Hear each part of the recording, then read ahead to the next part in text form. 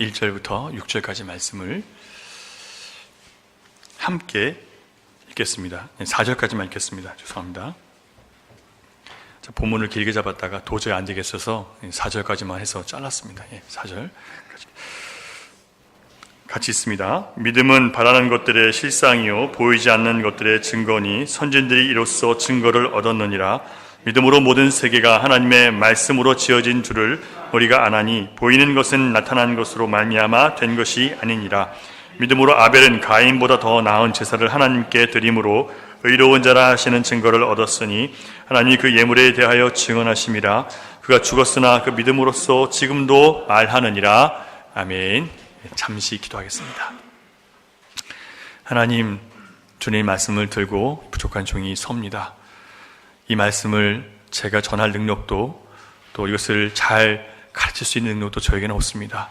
이 시간 성령께서 친히 주장하여 주셔서 성도들의 마음을 감동해 주시고 말씀을 들을 때 깨닫게 하시고 또 설명을 들을 때 마음에 깊이 있는 감동과 또 고백과 결단들이 일어날 수 있도록 성령님 친히 주장해 주시옵소서. 믿사옵 예수님 이름으로 기도드립니다. 아멘. 자, 히브리서 11장 1절부터 4절까지 말씀을 나누겠는데, 지난주 우리는 우리가 뒤로 물러나 다시 세상으로 돌아갈 자들이 아니라 영혼을 구원하는 그런 믿음, 영혼을 구원하는 데 이르는 믿음을 가졌다라는 말씀을 함께 들었습니다. 근데 신앙생활의 어려움은요, 우리가 구원받았다라는 것은 예수님께서 하신 십자가의 그 사역을 믿는 거기 때문에 그냥 거저 주어지니까 거기까지는 쉬워요. 근데 이제 내가 믿음으로 살아야 된다고 하는데 그때부터 내가 살아야 되기 때문에 참 어려워지기 시작합니다. 예를 들면 내가 신앙생활을 하는데 예수님이, 내가 예수를 믿고 난 다음에 내가 예수를 믿은 어떤 증거가 좀 나타나주면 좋은데 그게 잘 없는 거예요. 예수를 믿으면 십자가 모양이 이마에 싹 생긴다든지 그러면 좋잖아요. 아니면 카톨릭 성인들처럼 그림에 나오는 것처럼 뒤에 이렇게 후광이 비치고 그러면 얼마나 좋아요. 아, 저 사람은 예수 믿는 사람이구나, 뭔가 있겠구나. 근데 그런 게 없는 거예요. 그래서 이렇게 설교할 때 뒤에서 이렇게 후광이 비춰주면 얼마나 좋겠는지, 그러면 저분이 정말 하나님 말씀을 전하는 것이겠구나 하고 그렇게 좀 믿을만 한데 그런 것도 없잖아요. 그러니까 정말 이게 믿음을 갖고 있다는 게 참 어떻게 보면 너무나 막연하게 보이고 아무것도 보이지 않는 것을 붙잡고 가는 것 같아서 참 힘들 때가 있습니다, 여러분. 그렇지 않으세요? 막연한 것 같으실 때 있으실 거예요. 자, 오늘 본문은요, 바로 그런 문제를 해결해 주고 있습니다. 그 해답이 뭐냐면 믿음으로예요. 사람들이 제일 싫어하는 게 뭐냐면 무조건 교회 가면 믿으라고 하는데 그 믿음이 싫다는 거예요. 누가 안 믿고 싶어서 안 믿냐? 나도 믿고 싶은데 안 믿어지는데 어떡하냐? 그런 얘기들을 많이 합니다. 그리고 맨날 교회 가면 믿음으로 뭐 갖다 바치라고 하니까 믿음이라는 얘기가 듣기도 싫다는 거예요. 그런데 그것을 잘못 사용해서 그렇지 오늘도 우리가 사는 길은, 믿음으로 구원받은 여러분과 제가 사는 길은 믿음으로 사는 것밖에 없어요. 그래서 이것을 우리가 바르게 잘 이해해야 됩니다. 그렇다면 믿음이 무엇인가? 믿음으로 사는 게 무엇일까? 믿음은 뭐라고 정의하고 계십니까? 여러분, 믿음이 뭔지 다 아실 거 아니에요? 나름대로 믿음에 대한 어떤 생각이 있으실 텐데 어떻게 믿음을 정의하고 계세요? 여러분 예수 믿으신다고 하시는데 내가 믿는다고 할 때 그 믿음을, 나는 그 믿음을 뭐라고 정의하고 계십니까? 여러분, 이것들이 굉장히 중요해요. 성경은요, 우리에게 어떤 이야기들을 가르쳐 주는 게 아니라 어떤 신학적인 교리들을 가르쳐 줘요. 이걸 내가 가지고 있으면 많은 것들을 이해하는 데 도움이 됩니다. 여러분, 믿음이 뭡니까? 라고 얘기했을 때 대답할 수 있으셔야 돼요. 사람들이 여러분에게 너 뭐 믿냐고 하면 나는 이것을 믿는다고 얘기할 수 있어요. 그게 신앙 고백이에요. 그걸 믿음이라고 하는 거예요. 그 믿음의 고백이 없이 나 그냥 믿는다고 하는 것은 아무것도 없는 거예요. 아무것도 없는 사람들이 너무 많아요. 뭐 믿냐 그러면 아무것도 없어요. 자, 한번 사전적인 정의, 웨스터 사전에 있는 믿음의 정의를 볼 텐데, 웨스터 사전은 그 영국 사람들이 처음 만든 거기 때문에 사전이 아주 성경적이에요. 한번 보세요. 한번 읽어볼까요? 시작. 신적인 계시의 진리의 생각을 일치시키는 거. 잠깐만요. 믿음은 신적인 계시의 생각을 일치시키는 거래요. 우리의 생각을 하나님께서 주신 진리에 나를 일치시키는 게 믿음이에요. 자, 우리는 보통 믿음하면 뭘 얘기해요? 내가 원하는 게 이루어지는 게 믿음이고 내가 원하는 대로 해주는 게 믿음이다. 그게 하나님을 향한 믿음이라고 생각하는데 전혀 아니죠. 사전적인 정의도 뭐라고 해요? 우리가 하나님의 뜻에 나를 일치시키는 것이지 내가 원하는 것에 하나님을 끌고 내려오는 게 아니에요. 근데 많은 신자들이 교회에 나와서 그런 일을 하고 있는 거예요. 두 번째 밑에 거 하나님의 시작. 하나님의 증인이라는 권위의 근거에서 생각과 의지와 마음을 굴복시키고 일치시키는 것. 하나님의 증언, 하나님의 말씀이라는 것을 거기에 뭘 일치시킨다고요? 내 생각, 내 마음, 내 의지를 일치시키는 거예요. 내 뜻과 내 마음과 내 생각에 하나님 말씀을 끌고 오는 게 아니라 그걸 나에게 맞추려고 하는 게 아니라 내가 그분에게 의지를 일치시키는 거예요. 믿음이 뭔지 아시겠습니까?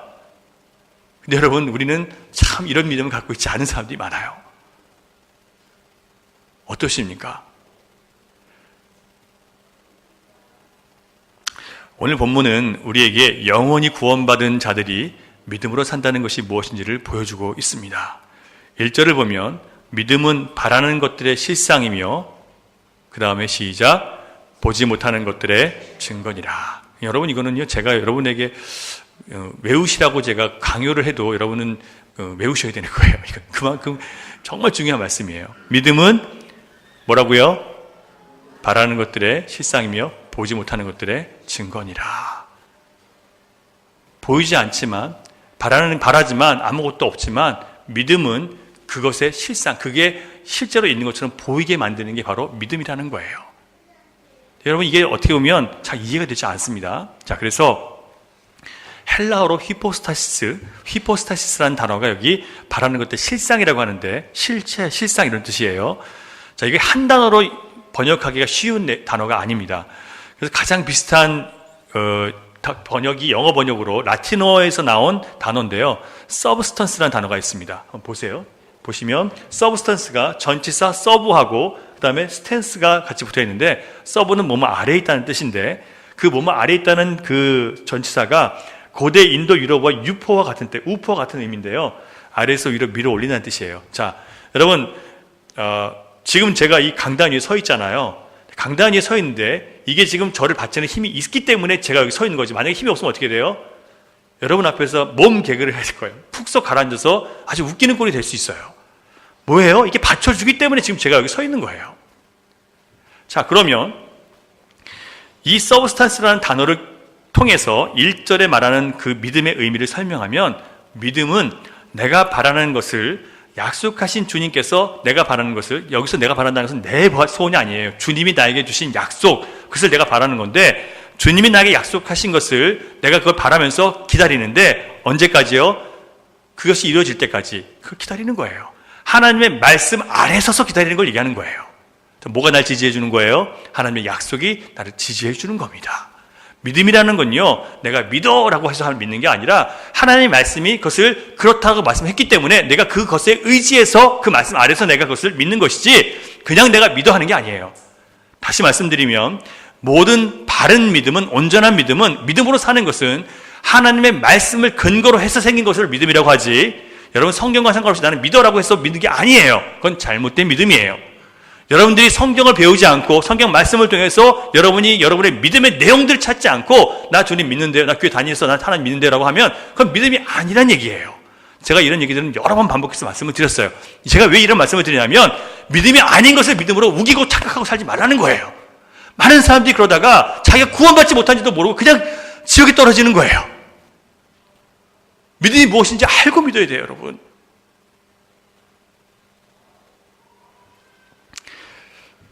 아브라함의 믿음이 그런 것이었습니다. 여러분, 약속하신 하나님을 믿었기 때문에 아브라함은 전혀 알지 못하고 보지 못하고 들어보지도 못한 곳을 향해서 걸어가죠.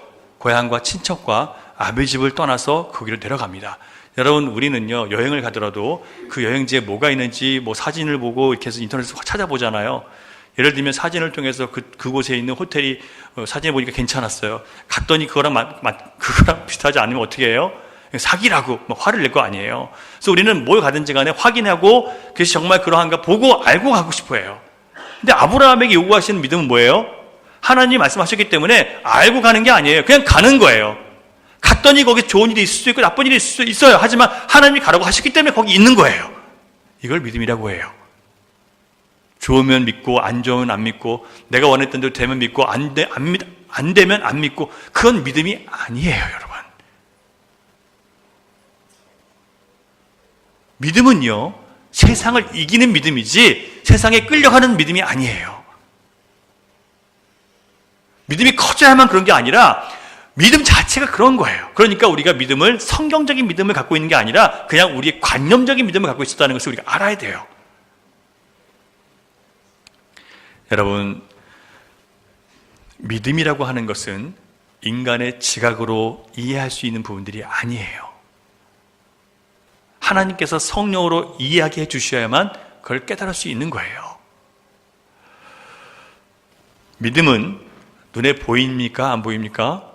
안 보이죠. 만져집니까? 안 만져집니까? 안 만져지죠. 냄새 맡을 수도 없고 손으로 잡을 수도 없어요. 그러니까 우리의 감각으로는 알 수 없어요. 그런데 여러분, 믿음이 존재해요? 안 존재해요? 존재하죠. 내가 이 사람을 믿기 때문에 내 것을 맡기는 거예요. 내가 이 사람을 믿기 때문에 이 사람과 함께 사는 거예요. 그 믿음이 서로를 살려주는 거예요. 믿을만 해서 믿는 게 아니라 믿기 때문에 믿어주는 거예요. 이게 진짜 믿음인데 우리 세상 가운데 이상한 잘못된 믿음을 확인하려고 해요. 확인한 다음에 그 확인이 되면 그 다음부터 난 너 믿어. 그런데 여러분, 믿음이 아니에요. 이게 진정한 믿음이 아니란 얘기예요. 오늘 우리 자신에게 질문해 볼 것이 바로 이것입니다. 내가 정말 영원히 구원받는 그런 참된 믿음을 소유하고 있는가? 그렇다면 그 믿음이 어떻게 증거로 나타날 수 있는가? 믿음은 보이지 않지만 그 사람에게 믿음이 있다면 반드시 그 사람에게 믿음이 있다는 증거가 나타난단 말이죠. 나타나요. 그러면 믿음 있는 사람이 믿음으로 산다는 것이 무엇일까? 3절을 보겠습니다. 같이 읽을게요. 시작. 믿음으로 모든 세계가 하나님 말씀으로 지어진 줄을 우리가 아나니 보이는 것은 나타난 것으로 말미암아 된 것이 아니니라.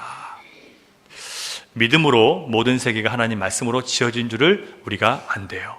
자, 우리의 지식의 근거가 어디 있습니까? 믿음에 있어요. 믿음으로 그 지식을 갖는 거예요. 여러분, 믿음으로 하나님의 자녀가 된 하나님의 사람들은 믿음으로 하나님 말씀을 통해서 그 말씀이 진실이라는 것을 믿는 겁니다. 세상은 우리에게요, 보이는 것이 믿는 것이라고 가르치죠. 네가 느낀 것만, 네가 체험한 것만 진짜라고 그걸 믿어야 된다고 얘기를 합니다. 눈에 보이는 것만 믿으라는 얘기, 꼭 모든 것이 눈에 보인다는 얘기는 아니에요. 우리의 감각이나 우리의 생각이나 우리의 판단이나 감정으로 받아들일 수 있는 것, 그러니까 네가 그 모든 것을 선택하는 기준은 네가 되라는 거예요. 그런데 하나님 말씀, 오늘 본 말씀은 우리에게 믿음으로 사는 게 뭐라고 얘기하는 거냐면요, 하나님의 말씀에 최고의 권위를 두고 최종 권위를 하나님 말씀에 두라는 얘기예요. 무슨 얘기인지 아세요? 최고의 권위를 하나님께 둔다는 것은 세상에 그 어떤 박식하고 유명한 사람들이 이렇게 저렇게 얘기했다 하더라도 하나님 말씀 가운데 그것에 대해서 다른 말씀이 나왔다면 그 모든 세상의 유명한 사람들이 한 말을 어떻게 하라고요? 다 버리세요. 세상의 박사, 유명한 사람들이, 세상에 성공한 사람들이 이렇게 저렇게 얘기했다 하더라도, 인생이 이거다라고 얘기해도, 그 사람이 성공은 이거다라고 얘기해도 여러분 듣지 마세요. 하나님 말씀하신 성공과 하나님 말씀하신 인생이 무엇인지 우리는 알고 있죠? 성경을 통해서 받은 것이 진실이지, 진리이지, 세상의 박사, 유명한 사람들이 말하는 건 다 거짓이에요. 거짓으로 드러나요. 잠시는 그게 진리인 것처럼 보이지만 사람에겐 진리가 없어요. 여러분, 아까 믿음에 대해서 웹스터 사전에 나온 것처럼 우리의 생각, 우리의 경험, 우리의 마음, 우리의 감정을 믿는 게 아니고요, 그 감정을 통해서 믿음을 만들어내는 게 아니라 그것이 우리에게 이걸 믿으라 하면 믿는 게 아니에요. 하나님의 말씀이 거기에 써 있으면, 그게 진리로 나와 있으면 그걸 믿는 게 바로 진리의 믿음을 가진 사람의 모습이에요. 이게 믿음으로 사는 거예요. 여러분 한번 생각해 보세요. 내가 믿고 있는 말들이 얼마나 많은지. 그게 하나님 말씀과 상관없이 내가 누군가를 의지하고 그 사람에게 기대고 그의 유명세에 기대고 그의 능력에 기대고 그의 박식함에 기대서 그것을 하나님 말씀보다 더 절대적으로 받아들이는 게 얼마나 많은지 한번 생각해 보자고요. 정말 많이 있어요. 이것을 이제는 최종 권위이신, 그리고 최고의 권위이신 하나님 말씀 앞에 모든 것을 맞추겠다고 여러분 결단하십시오. 그게 믿음으로 사는 거예요. 그렇지 않은 모든 것들은요, 여러분 믿음으로 사신 게 아니에요. 나 믿어요 라고 여러분 아무리 주장하셔도 그것은 믿음으로 산 게 아니에요. 거짓된 믿음에 속으시면 안 돼요. 하나님 말씀에 최고의 권위가 있고 마지막 권위가 있기 때문에 우리가 서로 막 싸우다가도 하나님 말씀이 이게 나왔다 그러면 다 입 다물어야 되는 거예요. 아멘이십니까? 여러분 교회들이 왜 싸워요? 서로 옳다고 싸우는 거 아니에요. 그런데 성경 보면 그 다툼 자체가, 그게 다투고 있는 것 자체가, 서로 옳다고 다투는 것 자체가 이미 틀린 거예요. 그럼 그 말씀 앞에서 다툼을 멈춰야 되죠. 근데 안 멈춰요. 그러니까 결국 교회가 갈라지고 깨질 수밖에 없는 거예요. 누구 잘못이에요? 하나님 말씀을 버린 교회 성도들의 잘못인 거예요. 저도 교회가 깨져서 나온 사람이지만 저희도 그랬어요. 말씀 앞에 엎드리지 않기 때문에 교회가 깨지는 거예요.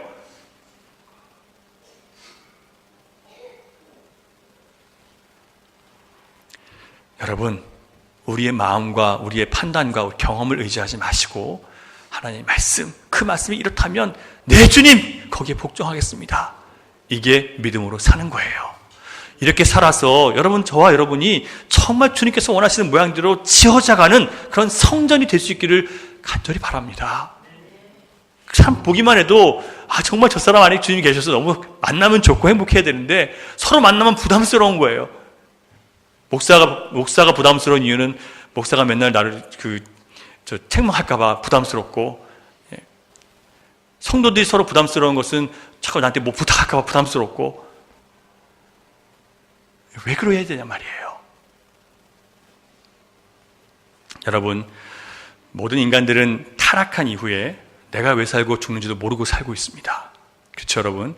사람들한테 물어보잖아요. 왜 삽니까? 그러면 뭐 먹고 살기 사는 거 아니야? 다 이러고 얘기해요. 죽는 거에 대해서, 죽음에 대해서 심각하게 생각하지도 않아요. 가끔 그런 사람 만나요. 죽음에 대해서 두려워하는 사람. 그러나 죽음에 대해서 하나님 말씀하시는 거 듣고 싶은 사람은 없어요. 말해도 에이 그냥 웃고 말아요. 왜 인간이 이렇게 이율배반적으로 살아가는지, 위선적인지도 자기들은 몰라요. 예를 들자면 모든 사람들이 다 평화를 좋아하죠. 평화로운 삶을 원해요. 그러면서도 평화롭게 살지 못해요. 참 이상하지 않아요? 여러분, 모든 사람이 다 평화롭길 원해요. 그렇죠? 평화롭지 않은 사람, 걸 원하는 사람이 어디 있어요? 다 평화를 원하죠. 그런데 평화롭게 살지는 못해요. 왜요? 그 평화가 자기 입장에서의 평화와 이 사람 입장에서의 평화가 달라요. 내가 10개 가진 사람은 그게 10개가 가진 게 평화라고 생각하고, 어떤 사람은 내가 다 빼앗겼어요. 그러면 그 빼앗긴 거에 대해서 내가 되찾아와야 이게 평화인데, 그렇게 전쟁이 날 수밖에 없죠. 우리는 평화를 얘기하면서 무기를 더 많이 만들고 있어요. 이게 인간의 모습이에요. 그런데 우리가 왜 그러고 있는지도 몰라요.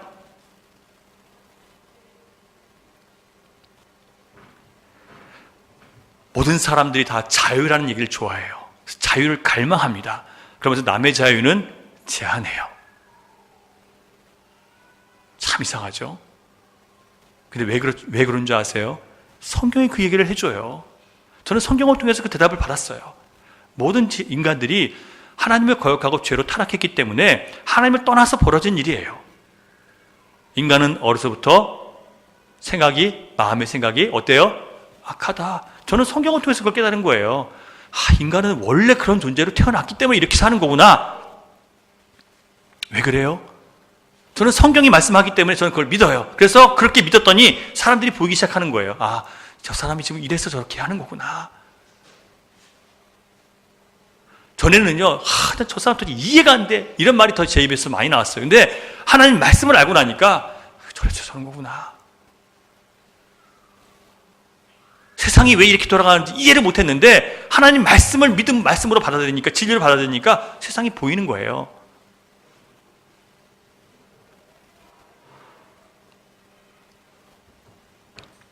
저는 학교에서 진화론도 배웠고 세상이 어떻게 만들어졌는지 과학적인 가설과 이론으로 학교에서 배웠어요. 그러나 저는 그들의 말을 믿지 않습니다. 왜냐하면 그들의 주장과 말은 나의 영혼을 절대로 안식을 주지 못해요. 그들의 말은 절대로 저의 이 궁금증을, 의문을 풀어주지 못해요. 저는 원숭이의 후손이 아니라 하나님이 지으신 자녀입니다. 저는 그걸 믿지 않아요. 세상은 지금 아직도 진화론을 믿는 사람들이 있어요. 진화론은요, 가설이에요. 그거는 진리로 밝혀진 게 아니에요. 지금 진화론은요, 누더기가 됐어요. 아무도 그 진화론을, 과학자들도 믿지 않아요. 거기다 이것저것 갖다 붙여서 진화론은, 다윈이 처음 만들어 놓은 진화론은 거의 없어지고요. 완전히 그냥 새로운 이론이 돼버렸어요. 그것도 역시 여전히 가설이에요. 근데 세상은 하나님 말씀이 세상을 지었다는 것보다 과학적으로 얘기하는 게 더 진리라고 생각을 합니다. 그래서 저는 그걸 믿지 않아요. 왜냐하면 그건 가설이기 때문에. 앞으로도 하나님은 인간에게 그 비밀을 알려주지 않을 거예요. 하나님의 생명은 하나님의 영역이기 때문에 만약에 우리가 그걸 알게 될 때가 오면 하나님은 이미 이 세상을 심판하실 거예요.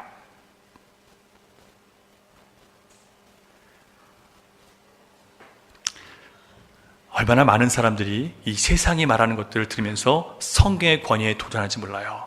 세상이 과학이 말하는 것에 따라서 성경 말씀 보면서 성경 말씀이 그렇다 아니다를 판단해요.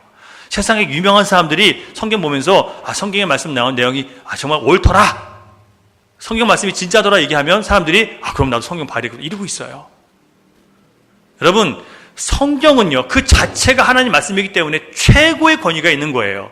성경에 말하는 것을 사람들을 판단하고 성경에 말하는 것을 세상을 봐야 되는데 거꾸로 세상에 말하는 거가 성경이 그런가? 그럼 나도 성경 봐야지 이러고 있으면 그가 여러분 성경을 믿는 거예요?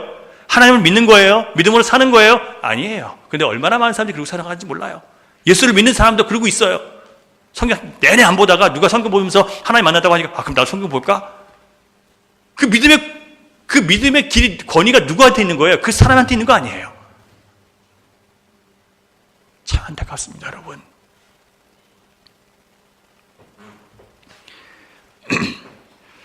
요한일서 5장 9절부터 10절 말씀 같이 한번 보겠습니다. 시작. 만일 우리가 사람들의 증언을 받을진대 하나님의 증거는 더욱 크도다. 하나님의 증거는 이것이니 그의 아들에 대하여 증언하신 것이니라. 하나님의 아들을 믿는 자는 자기 안에 증거가 있고 하나님을 믿지 아니하는 자는 하나님을 거짓말하는 자로 만드나니 이는 하나님께서 그 아들에 대하여 증언하신 증거를 믿지 아니하였습니다. 하나님께서 증거하신 것을 믿지 않는다면, 사람이 말한 것을 믿는데 하나님 말씀하신 걸 믿지 않는 사람은 그 사람은 아들에 대해서도 듣지 않는 사람이기 때문에 구원이 없다는 거예요. 세상의 말은 들으면서, 세상의 과학자들이 학자들이 얘기한 거는 막 열심히 보고 의사들이 얘기한 거 열심히 쳐다보면서 하나님 말씀을 쳐다보지 않는 사람이 정말 그 사람이 구원 받은 사람입니까, 여러분? 저는 여러분에게 도전하는 거예요. 우리의 신앙이 얼마나 지금 엉뚱한 곳에서 지금 헤매고 있는지를 좀 깨닫고 좀 도전을 받으셔야 됩니다, 여러분.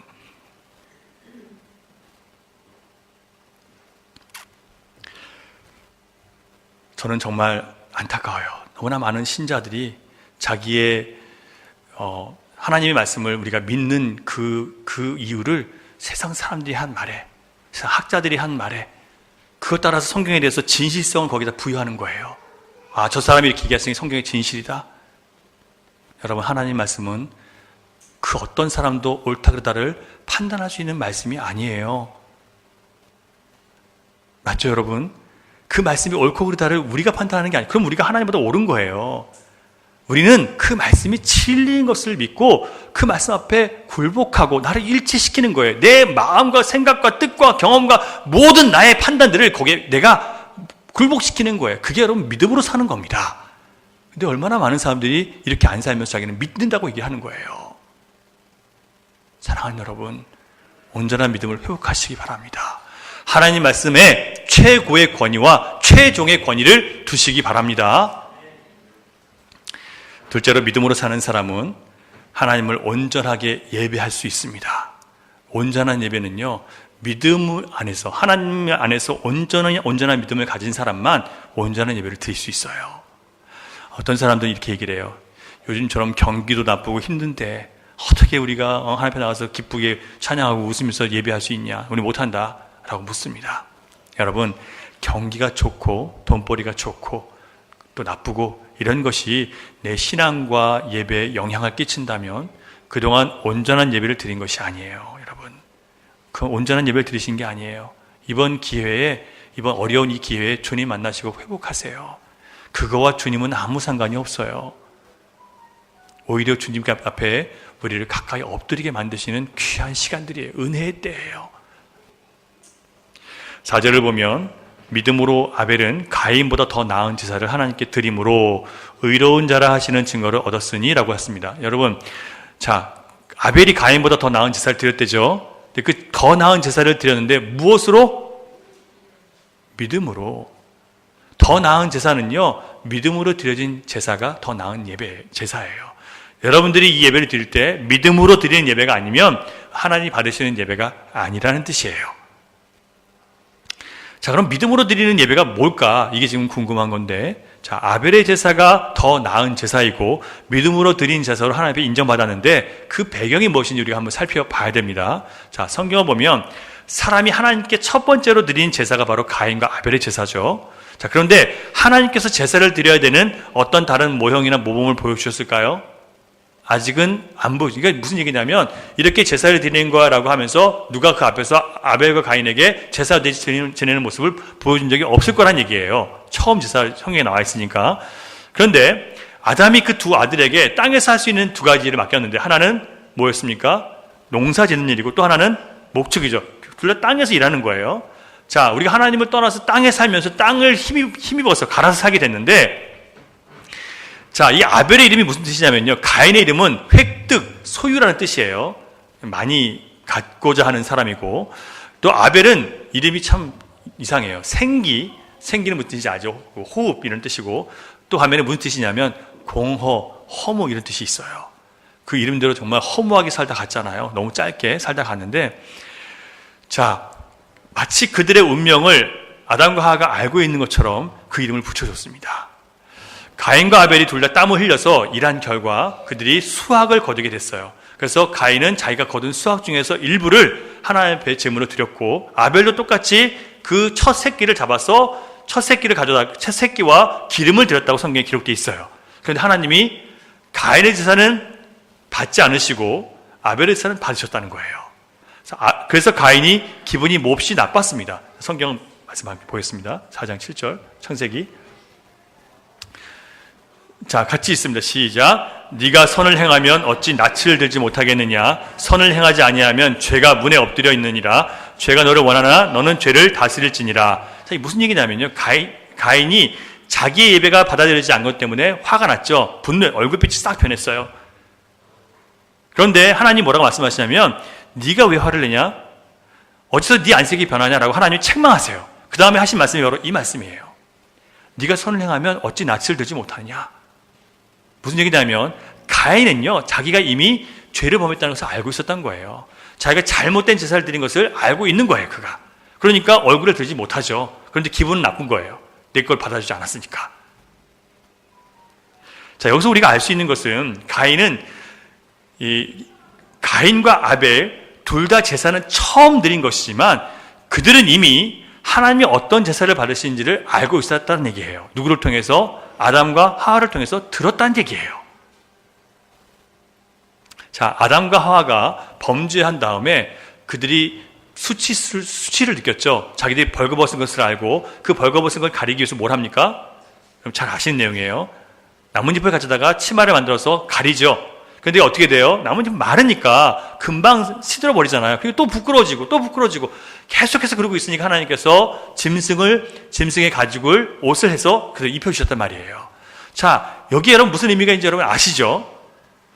거기 무슨 의미가 있냐면 아더 핑크 목사님이 이렇게 얘기를 합니다. 첫째, 아담과 하와에게 뭘 얘기하는 거냐면 너희는 범죄했기 때문에 내 앞에 감히 설 수 없다. 범죄한 죄인들은 하나님 앞에 설 수 없어요. 우리 중에 그 어떤 사람도 예수 그리스도 피 없이는 하나님 앞에 나가서 내가 하나님 찾을 수 없어요. 우리는 아주 교만해서 내가 하나님 앞에 나와주면 하나님 날 만나주신다고 생각하는데 하나님 우리를 만나주실 이유가 없어요. 우리는 죄인이기 때문에 하나님의 심판의 대상이지 하나님께서 너 왔으니까 내가 이렇게 사랑한다 이런 존재가 아니에요. 그래서 주님은 우리가 하나님 앞에 설 수 없는 존재라는 걸 깨닫게 하세요. 뭘 통해서? 죄인이라는 걸 알게 하셔서. 근데 죄인이 설 수 없어요. 그러니까 여러분 두 번째로 뭘 가르치냐면 그들이 자꾸 자기를 가리려고 해요. 자기 수치를 가리기 위해서, 자기 죄를 가리기 위해서 끊임없이 세상에 속한 것으로 치마를 만들어요. 그런데 소용없죠. 무슨 얘기냐면 죄의 수치는 너의 인간의 힘으로 가릴 수 없다. 이걸 보여주신 거예요.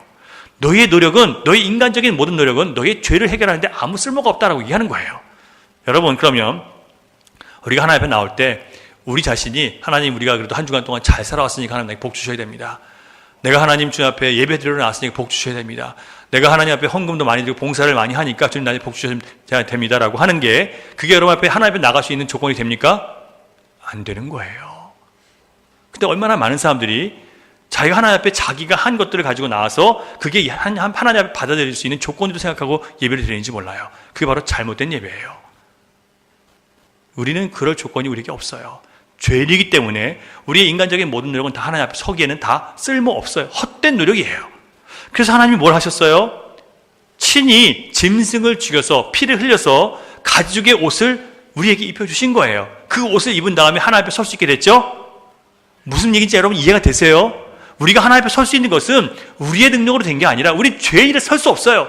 하지만 예수의 피로 우리에게 그 거룩한 의의 옷을 입혀주셔서 우리가 하나님 앞에 설 수 있게 했다는 얘기예요. 자, 이 얘기를 아담과 하와가 자기 자녀들에게 얘기해 줬을까요? 안 해줬을까요? 하나님 앞에 나아가려면 이렇게 나아가야 된다고 얘기했을까? 안 했을까요? 했죠, 당연히. 그래서 알고 있었던 거예요, 그들은요. 그런데 결실을 거둔 다음에 가인은 어떻게 합니까? 그 중에서 그냥 드리는 거예요. 그리고 하나님이 내 것을 안 받으셨다니까 화가 나요. 왜요? 아니 내가 예배를 했는데 하나님 왜 안 받으세요? 무슨 마음이 있는 거예요? 자기의 공로의식을 가지고 나간 거예요. 내가 예배를 했는데 왜 안 받아요? 내가 이렇게 수고한 거 가지고 하나님께 드렸는데 왜 안 받아요? 얼마나 많은 잘못된 신자들이 바로 이런 예배를 드리는지 몰라요. 그런 예배는 하나님 받으시지 않습니다.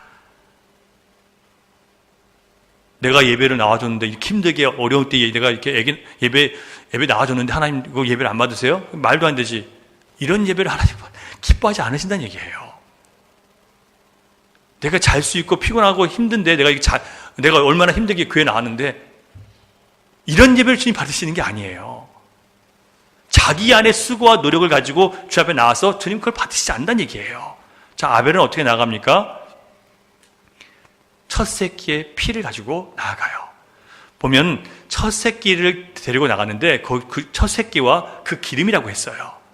자, 기름을 내려면 어떻게 해야 됩니까? 양을 잡아서 짜면 기름이 나오나요? 안 나죠. 어떻게 해야 돼요? 죽여야 되잖아요. 그러면 죽여서 그 피를 가지고 앞에 나갔다는 거예요. 그리고 그 중에 그 기름이라는 것은 가장 귀한 부분이에요. 가장 좋은 부분인데 그것을 하나님께 드리는 거예요. 하나님 앞에 드리는 예배가 어떤 모습인지 정확했죠. 그는 자기는 하나님 앞에 설 수 없는 거 알아요. 아버지에게 들었으니까. 그래서 피를 가지고 그 짐승의 피를 흘려서 그 피와 함께 주 앞에 서게 되는데 자기의 가장 좋은 것을 하나님께 영광 돌리는 그런 모습을 함께 나오는 거예요.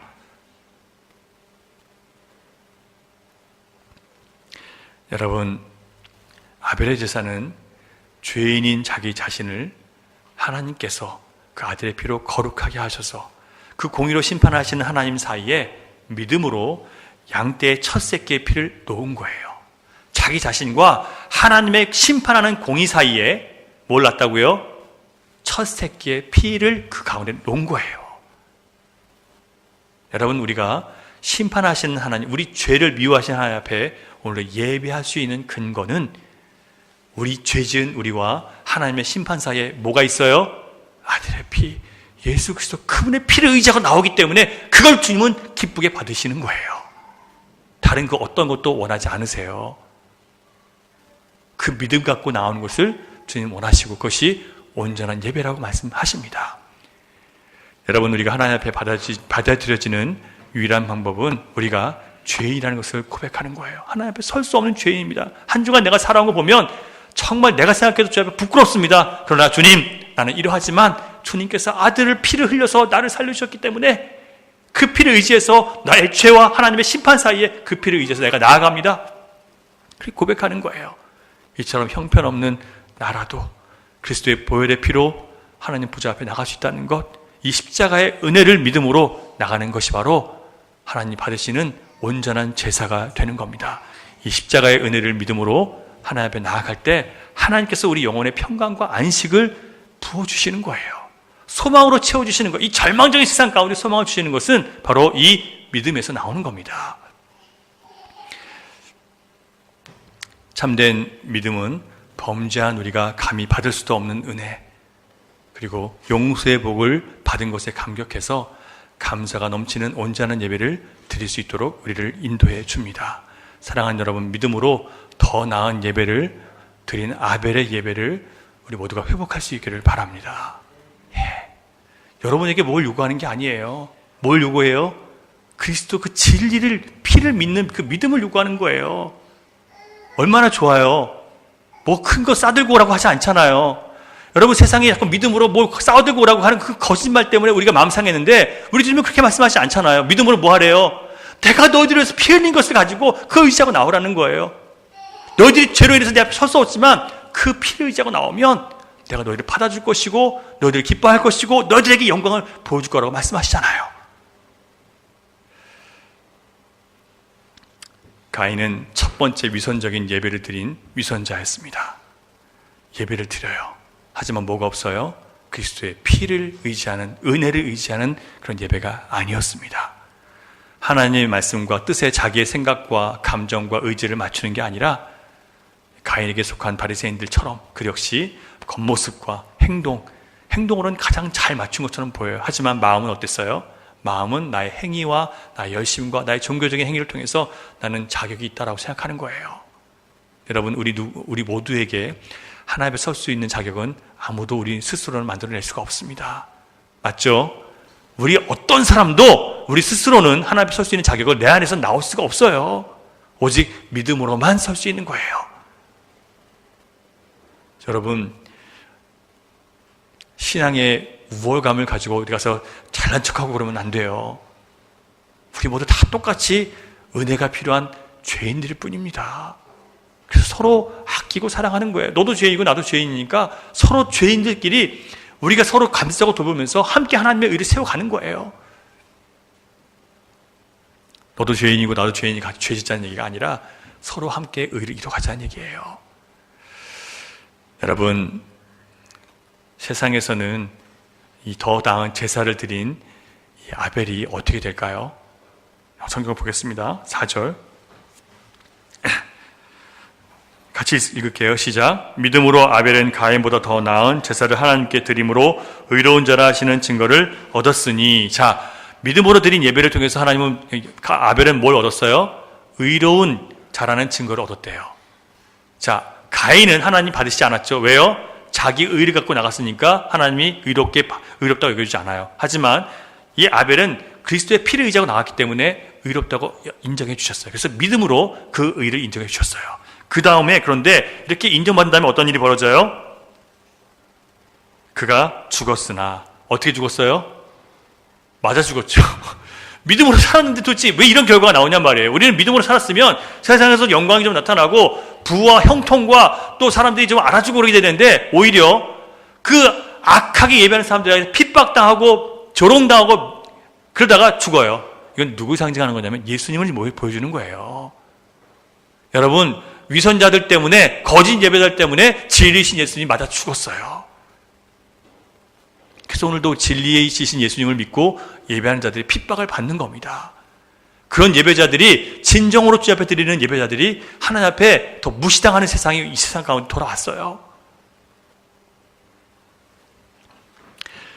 그러나 더 놀라운 말씀은 그 다음에 그가 죽었으나 어떻게 됐대요? 그 믿음으로써 지금도 말하느니라. 그는 맞아 죽었지만 그가 드린 믿음의 예배는, 그 드린 예물 뭐예요? 바로 예수 그리스도 피를 의지하는 그 믿음의 예배는 하나님께서 친히 그에게 참된 예배를 드렸다라고 인정해 주시고 지금도 그 예배에 대해서, 그 의에 대해서 얘기하고 있다는 거예요. 얼마나 놀랍고 감사한 일입니까? 육신의 생명은 비참하게 죽었을지 모르지만 그의 영은 지금도 우리에게 참된 예배가 무엇인지를 보여주고 가르쳐주고 있어요. 아벨은 아담과 하와를 통해서 배운 하나님 앞에 나가는 방법을 기억하고 있었고 자녀들에게 그 제사를, 하나님 앞에 나가는 방법을 분명히 가르쳐 줬습니다. 우리는 무엇이 진정으로 주님 앞에 나아가는 온전한 예배인지를 하나님 말씀을 통해서 여러 차례 배웠습니다. 이제는 그 진정한 예배, 믿음으로 드려지는 온전한 예배를 회복하시기 바랍니다. 그 사랑을, 그 은혜를 좀 기억하시기 바랍니다. 예배 시간을 맞추려고 하면 여러분 못 맞춰요. 예배 시간에 여러분 열심히 예배 드렸다는 여러분 의지 갖고 나오면 여러분 못해요. 주님을 사랑하세요. 그 십자가의 은혜를 기억하세요. 그리고 주님 앞에 주님 말씀을 좀 사모하시면 여러분 그 시간을 맞추려고 하는 것을 여러분 맞추려고 하지 않아도 맞춰줘요. 그게 더 먼저예요.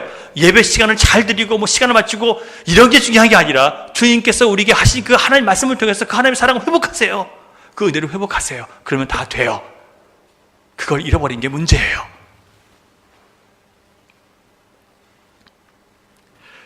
사랑하는 여러분, 하나님이 기뻐 받으실 만한 믿음이 우리에게 있기를 주님의 이름으로 축원합니다. 하나님의 말씀을 가장 최우선 권위로, 최고 권위, 최종 권위로 여기고 사시기 바랍니다. 자꾸 하나님 말씀 앞에 변명과 말을 하는 것 그치고요. 주님 말씀하셨다면 제가 거기에 순종하겠습니다. 그 길을 가겠습니다. 또 잘못했으면 회개하고 주님의 성령의 도우심을 구하고 다시 일어나서 가면 돼요. 탈락시키지 않으세요. 얼마나 감사해요, 여러분. 가자고요, 같이요. 우리의 예배가 말씀에 순종해서 형편없는 죄인인 나라도 오직 십자가의 그 은혜만 힘입으면 아버지께서 우리에게 오늘도 동일한 은혜를 베풀어 주신다는 이 믿음으로 나아가시기 바랍니다. 진리의 말씀 위에만 서시는 저와 여러분 될 수 있기를 바랍니다. 우리가 이 진리의 말씀 안에서 믿음으로 드리는 예배를 통해서 하나님을 만나고 용서의 은혜를 체험하고 마음과 육신의 질병을 또 영혼의 질병을 고침받아서 새로운 소망과 위로의 삶의 도전을 세상 가운데 여러분 담대하게 할 수 있는 그런 저와 여러분 될 수 있기를 바라면서 복된 예배자 되신 저와 여러분 될 수 있기를 소망하며 이 말씀 전해드렸습니다. 기도하겠습니다. 주님 감사합니다. 정말 부족하고 연약한 저희들에게 하나님 말씀을 통해서 참 진리가 무엇인지 알려주셨습니다. 이제 그 하나님 말씀이 진리인 것을 알고 거기에 최고 권위, 최종 권위를 두고 기쁜 마음으로 순종할 수 있는 죄를 낼 수 있도록 인도해 주시고 비록 넘어졌다 할지라도 다시 우리를 끌어안으시고 용서하시는 하나님의 한량없는 자비 그 은혜에 힘입어서 온전한 예배를 드릴 수 있는 예배자들 될 수 있도록 주여 축복해 주시옵소서. 믿사옵나니 예수님